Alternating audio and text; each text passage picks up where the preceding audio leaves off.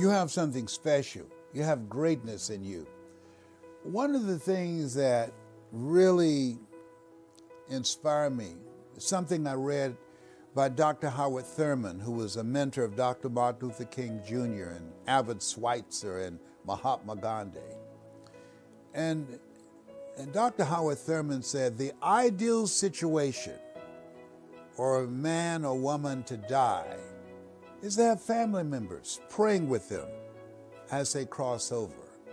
He said, but imagine, if you will, being on your deathbed and standing around your bed, the ghost of the dreams, the ideas, the abilities, the talents, the gifts given to you by life. But you, for whatever reason, you never pursued those dreams. You never used those gifts. We never saw your leadership. We never heard your story. And there they are standing around your bed, looking at you with large, angry eyes, saying, we came to you, and only you could have given us life. And now we must die with you forever. And the question is,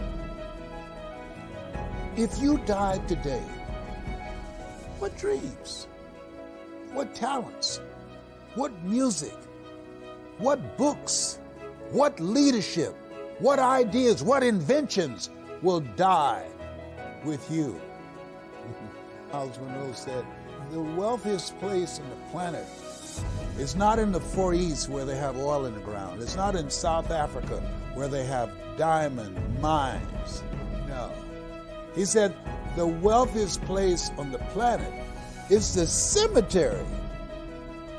There you'll find people who died with their greatness still in them. There you'll find people who had so much potential, talents and skills and knowledge, and they allowed themselves to be distracted by alcoholism, by fear, by drugs, by being around the wrong people. Yeah, Dr. Miles is right. Live full and die empty. And keep in mind, you have to be hungry.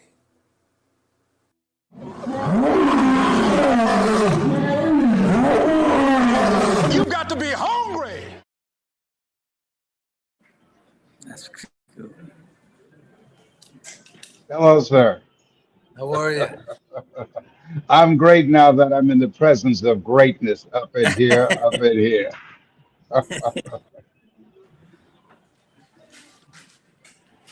So, Rachel, where are you? Are you good? You going to ask us some questions?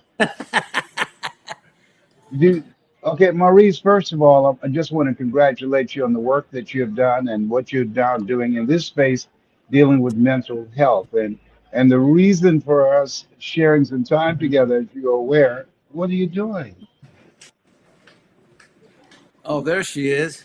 Hello. Thank you for bringing me up. What an honor and pleasure. First of all, I would love to introduce to everyone who we have with us today, Mr. Les Brown himself, the legend of greatness, who is always empowering and inspiring everyone to find their greatest self and share their voice with the world. So grateful to be here with you today, Les. And we have Mr. Maurice Bernard. He is an Emmy Award-winning actor. He has been on General Hospital for over 30 years. But more importantly, Maurice is a voice for mental health.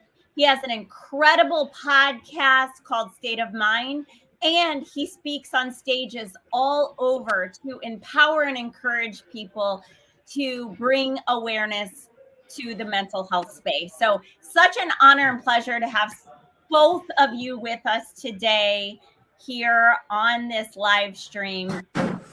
We are super excited because we are about to be together on stage at the Les Brown Power of Possibilities mental health event, October 11th, 12th, and 13th here in Los Angeles. So, Les, I would like to start off by asking you what inspired you to do the Mental Health Power of Possibilities tour? Well, first of all, I want to thank you and Maurice for the work that he's doing in this space. I have a friend that I've been working with for a while, and I called her one day and she was very troubled. And I asked, what's going on? It was very difficult for her to get the words out. And her son had committed suicide. I'd met the young man, and I didn't see that. There are a lot of people just like me that said, I didn't see that coming. And so when you begin to look at the major changes that are taking place, people are losing their jobs because of artificial intelligence, the major shift that's taking place, when you look at all the divisiveness and the anger that's being expressed by our politicians, and that there's a trickle down impact of this type of toxic energy that we're now in a new space. And so we need, I believe, messengers like Maurice to begin to give people messages of peace, messages of harmony, and messages of joy that things are going to happen. Life be happening in life, and but it's called upon us to begin to live our lives from the inside out rather than from the outside in. We don't have to buy into it. Yes. So powerful. Thank you so much, Les. Super powerful. So, Maurice, what inspired you to want to partake and speak on the Power of Possibilities stage? Well, I'm a big fan of Les. Uh,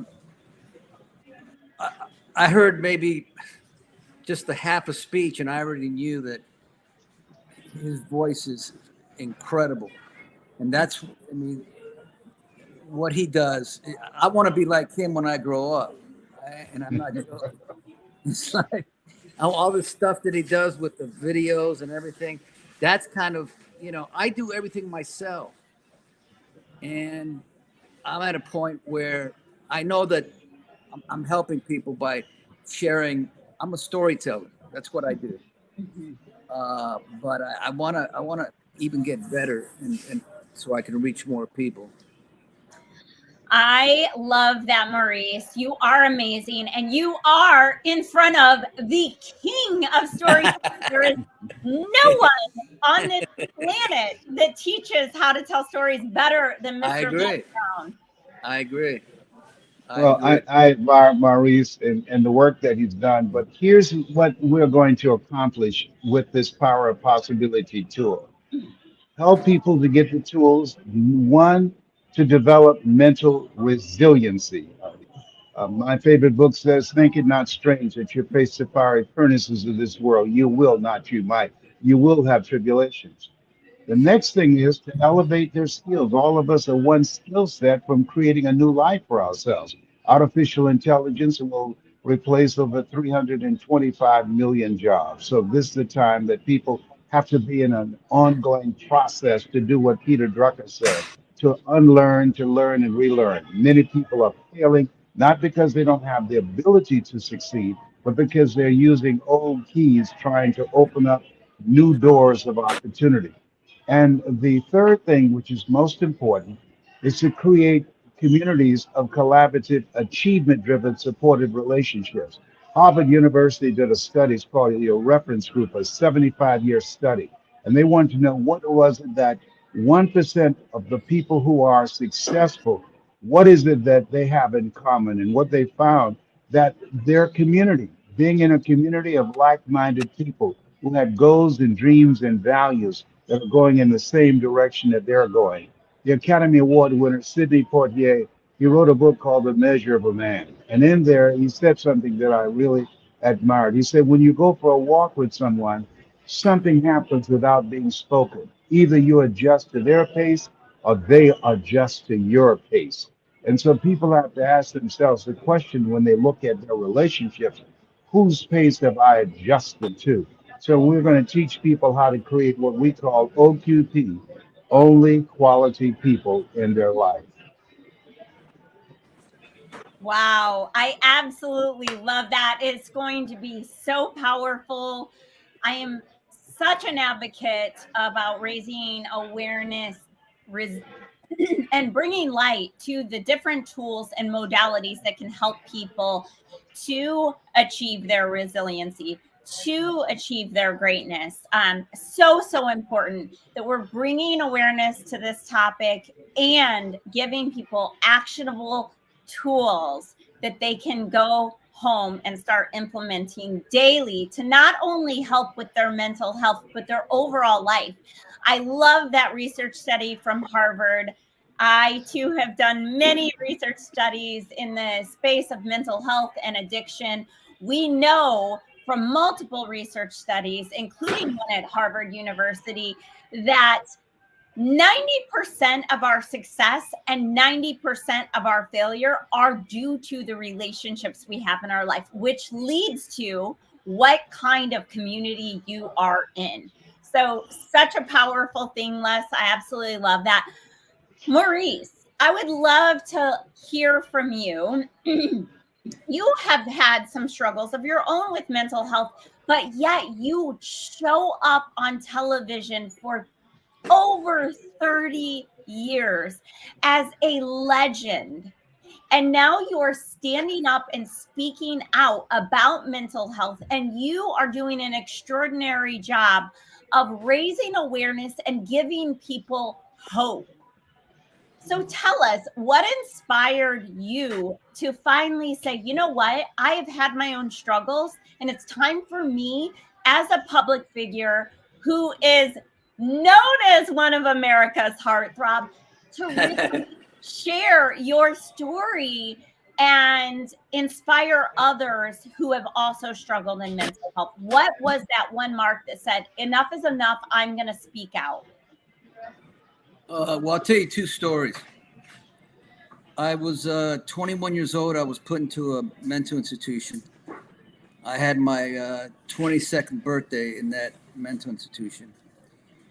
When you're a bad boy, which means you don't want to take your medication or you jump on a counter, they put you in a seclusion room that has 4 walls of bed, and they tie you down from your waist, your ankles, and your wrists.